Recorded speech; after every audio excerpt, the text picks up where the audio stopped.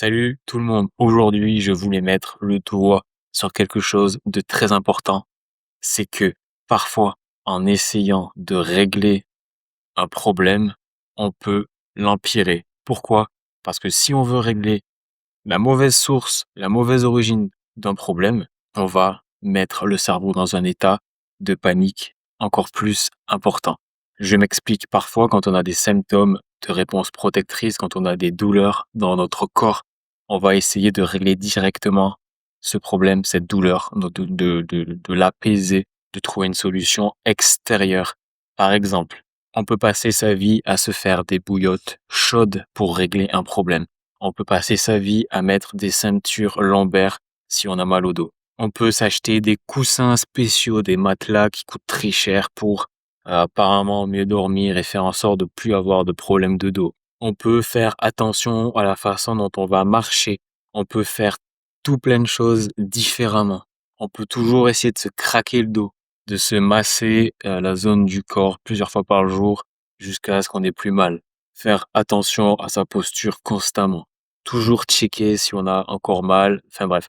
En fait, toutes ces petites choses, tous ces petits éléments extérieurs, quand on a vraiment un TMS, qu'on souffre d'un symptôme de réponse protectrice, quand c'est une douleur qui n'est pas causée par le physique qui est défaillant, mais plutôt par le cerveau qui est en état d'alerte, qui perçoit des dangers et qui a besoin de sécurité, eh bien le problème, c'est que quand on ne comprend pas ça et qu'on veut essayer de patcher la douleur, de régler quelque chose, on va tout simplement dire: «Écoute-moi petit cerveau là, il y a vraiment un problème et j'y arrive pas à le régler». Alors qu'en réalité, pour faire en sorte que les symptômes de réponse protectrice disparaissent, pour faire en sorte qu'on puisse se rétablir de ça, il faut simplement convaincre et faire en sorte que le cerveau nage dans de la sécurité plutôt que dans du danger. Toutes ces peurs, tous ces dangers qu'il peut percevoir. Donc c'est pour ça que, bien que l'intention soit très bonne, et on l'a tous fait, mais moi aussi je l'ai fait, moi aussi je l'ai fait. Moi aussi je m'étire, moi aussi je suis allé faire des sessions de massage quand j'ai des fois eu mal au dos, ce genre de choses.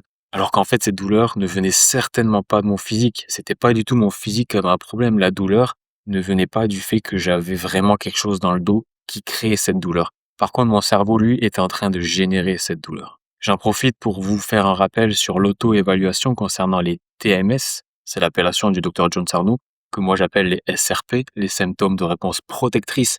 Ces dizaines de symptômes différents de toutes sortes qui peuvent concerner votre ventre, votre dos, votre tête, qui peuvent vous créer des insomnies, qui peuvent vous donner des espèces de gènes bizarres dans le corps. On ne sait pas, toutes sortes de symptômes. Une seule origine. Un cerveau qui perçoit du danger. Un cerveau hyper protecteur qui, pour vous protéger, déclenche un symptôme. Donc faites votre auto-évaluation pour essayer de voir si le comportement de vos symptômes peut rentrer dans cette case TMS, SRP. Et ce que je veux dire par là, c'est que quand on souffre de quelque chose comme ça, le corps n'est pas la raison de votre souffrance. C'est le cerveau qui a le pouvoir, la possibilité de générer ces symptômes-là. J'en ai expliqué un peu le phénomène dans les toutes premières vidéos de la chaîne YouTube. D'ailleurs, n'hésitez pas à vous abonner à cette chaîne parce que je continue de faire une vidéo par semaine. Aujourd'hui, nous sommes dimanche, donc j'ai atteint mon objectif. Voilà, j'ai du lundi au dimanche pour sortir une vidéo chaque semaine et c'est quelque chose que j'essaie de faire, même si c'est pas tout le temps facile. Donc c'est pour ça que vos commentaires me font très plaisir et je remercie tous ceux qui me mettent des commentaires et des pouces en l'air parce que c'est tout simplement mon essence actuellement.